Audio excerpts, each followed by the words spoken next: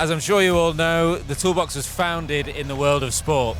And today we are here at the UCI Road Cycling Championships 2024 in Zurich to find out how they are implementing sustainability initiatives and driving sustainability strategy forward.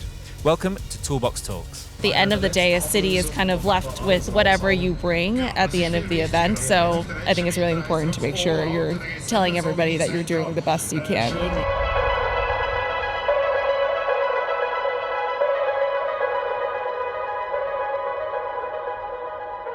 Let's head back to the studio and speak to Isabelle from UCI and find out how today's event is feeding into the wider sustainable cycling ecosystem.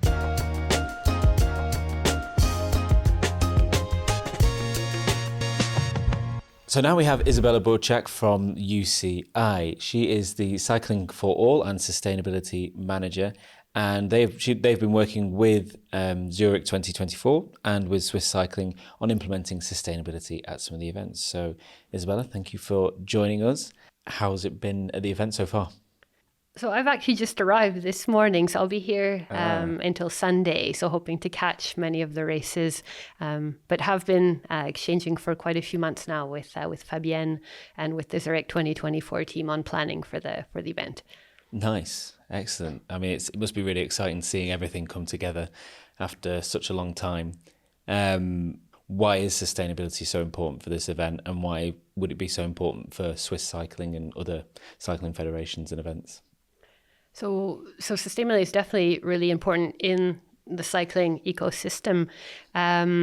First of all, I mean, we're a sport that represents the most sustainable form of transport. We have the bicycle, which is our tool. We can get around anywhere on a bike. So we have this fantastic tool, but we have to make sure that our events are also sustainable. We have to make sure that we can reduce the carbon footprint of our events, but also make sure that the positive impact of the events is also accentuated through legacy projects, social projects. And an event these days can't get funded if they don't have that plan in place. So it's really, from a UCI perspective, our goal is really to support organizations, whether it's Swiss Cycling, whether it's the Zurich 2024 organizing committee, but really making sure that all of the members of the cycling family are supported when it comes to their sustainability objectives. I think one thing that I sort of pulled out from what you said is about sort of legacy and things lasting into the future. And what we really want to focus on today is about how cycling is shifting gears, if you will, to really interact with stakeholders and initiatives to create systemic change. So what ways can you think of at this event, or perhaps that you've been working with Swiss Cycling on?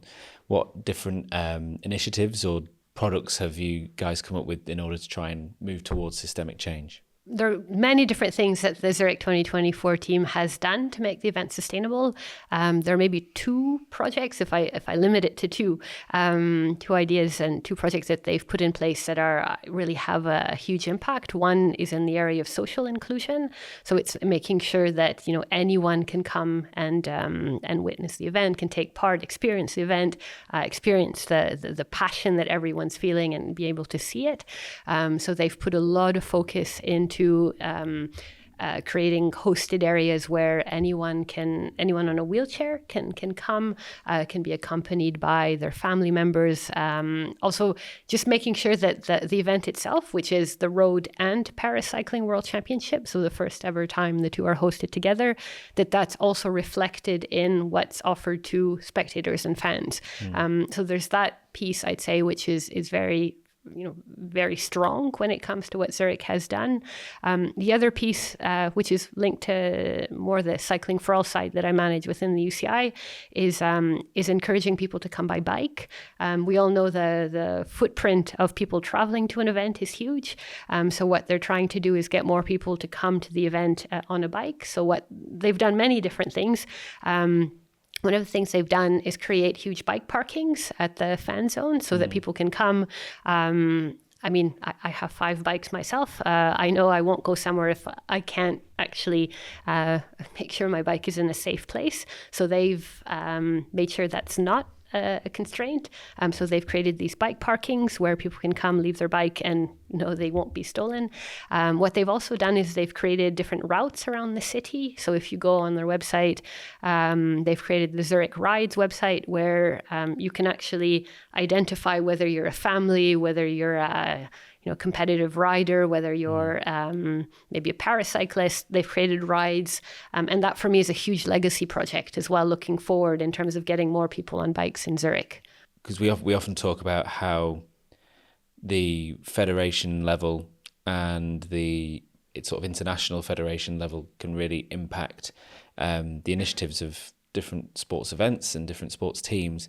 So I wonder how have you collaborated with Swiss cycling and with the event in order to support these initiatives? What was the process in supporting Zurich 24?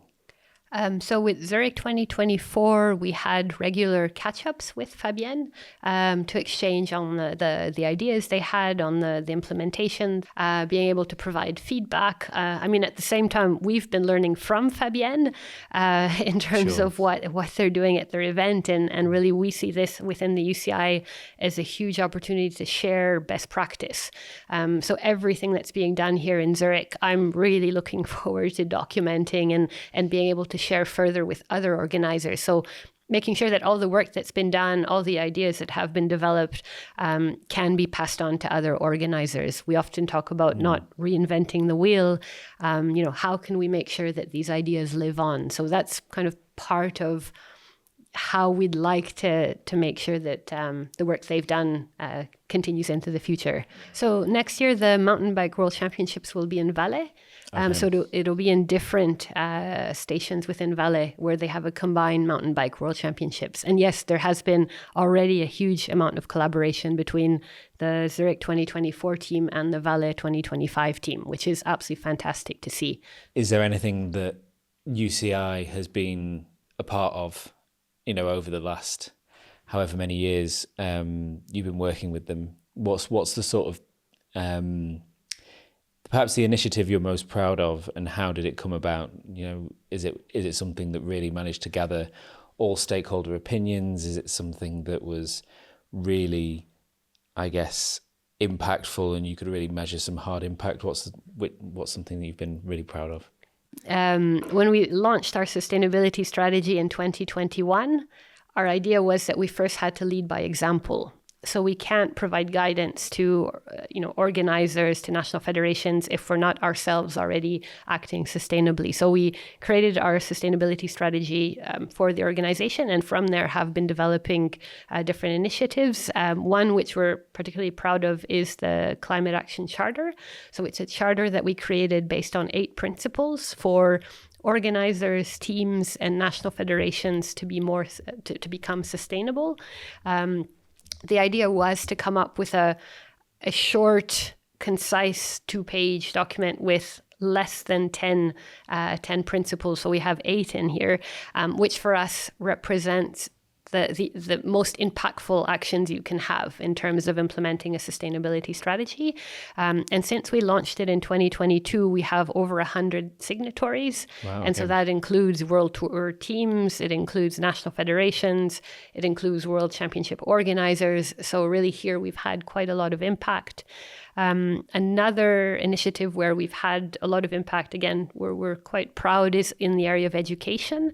For us, really, education is a key principle where we need to help, whether it's national federations, teams, organizers, understanding what sustainability is and what to do. So we launched an online climate action training course. And here in 2023, we had almost 400 different participants, and again, representing different cycling stakeholders. And we keep delivering the climate action training right now. We've also created Italian and French versions, thanks to the French and Italian national federations. And so here we're really trying to educate the cycling family, also, help them understand that cycling is a solution to climate change as well. Mm-hmm. So also, yes, we're talking about the climate emergency, but also trying to spread some hope in terms of, well, actually the bicycle is a fantastic solution, and how can we push for its use? So there's actually climate action training. And sorry, there's a third one, which we just launched quite recently this summer, our Cycling for All and Sustainability Awards. So we really want to recognize organizations that have been delivering projects linked to cycling for all and sustainability. So projects that have a positive social impact, positive environmental impact. So we are launching we have launched the first ever Cycling for All and Sustainability Awards, where we'll be giving out 4 different awards: a Cycling for All Award, a UCI Bike City Award, a Climate Action Award, and a UCI Rainbow Award. Yeah, fantastic. I think those sort of 3 elements that you've described, having those principles that everyone can follow, having advocacy for the sort of climate fight, if you will, and then also providing that education in order to get people past the post, really are some of the best things that you can do as part of your sustainability strategy. Are there any initiatives that you can think of that have been developed off the back of these principles, or off the back of this advocacy, off the back of the education that you provided? Is there anything that maybe you can say, this federation did something really cool, this federation did something amazing? So there are many organizers that have done absolutely fantastic things, not always based on actual UCI guidance. I have to say that many of these organizers, developed these plans themselves. Maybe the key one to note is in 2021, the UCI Road World Championships in Flanders in Belgium developed a very detailed and comprehensive sustainability strategy covering both environmental and social and economic sustainability, full action plan. They worked with Deloitte as well to do this. And this was before the UCI launched its sustainability guidelines. So there are many organizers where, they did it themselves. They're the experts. And I'm hoping that from the climate action training we've done and from the different resources that we've developed, it has inspired others to develop their own initiatives. Yeah, for sure. I think that's really important as well, that it's, like you say, it's not really a one-size-fits-all. Sometimes people go outside the principles because you really need to tailor these things to your own environment, your own events. And hopefully that's what we enable people to do with the Toolbox, is to allow people to take our tools and our resources and change them in the ways that they need to, and take inspiration from that in order to deliver on their own climate objectives as well. So we've been talking a little bit today with Rafa about some of the work that him and Swiss Cycling have been doing, sort of around the event and just in general around their sustainability strategy. Is there anything you've observed from UCI that's sort of been really stand out? Any learnings that you can take through to other federations or events? Yeah. Absolutely. Swiss Cycling has been working really hard these past years in terms of implementing a sustainability vision, a sustainability strategy. We've been exchanging with them for a few years now, when they reached out to us asking what guidance we had. And funny enough, they had actually reached out back in, if I'm not mistaken, 2020, when we hadn't actually even yet released our sustainability strategy. So Wow. we were in the same thought process of, okay, both our organizations need to move forward on this really important topic. So we have been exchanging with them, and Rafa's been leading. Rafa and the Swiss Cycling team have been doing a lot of work in terms of embedding sustainability within the organization, whether it's promoting, getting their employees to ride to work. They had a whole challenge going on this summer. They've had a number of different sustainability partnerships as well. I know they had worked with Velafrica, which is an NGO based in Switzerland that sends bikes to Africa. If I'm not mistaken, they actually worked on a tire recycling project where, again, working with a small Swiss NGO, they create belts. I read all of this in their first ever sustainability report, which again is a huge undertaking. We launched our own sustainability report last year. Swiss Cycling launched their own sustainability report just recently. They did their carbon footprint, and I think it's a great role model to follow for other national federations. We have lots of our national cycling federations that think sustainability is some far away topic that they don't understand. They're not fully qualified to work on, and they don't know where to start. I think that's always the key question, is where do you start?